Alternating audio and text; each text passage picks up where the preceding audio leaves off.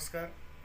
शत्रू नाश उपाय म्हणजे खरोखरच तुमचे शत्रू आहे त्यांना व्यवस्थित आपल्या जागेवर ठेवायचं असेल तर हा छोटासा उपाय आहे की घरगुती उपाय आहे. तुम्ही करून बघा, तुम्हाला नक्कीच चांगला फरक जाणवेल आणि त्याची छान प्रचिती येईल. करायचं असं आहे की आपल्या आजूबाजूला पिंपळाचं झाड असेलच, त्यांनी काय करायचं, मंगळवारी जाऊन पिंपळाच्या झाडाच्या खाली माती आहे थोडीशी चिमूटभर उचलायची आणि लाल कापडात बांधायची आणि आपल्या खिशामध्ये ठेवून द्यायची.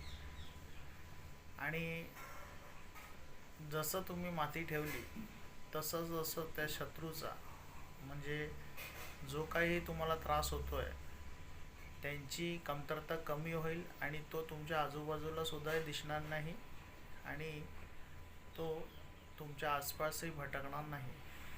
हा उपाय तुम्ही नक्की करून बघा. नमस्कार. आई तुळजाभवानीचा तुम्हाला आशीर्वाद आहे.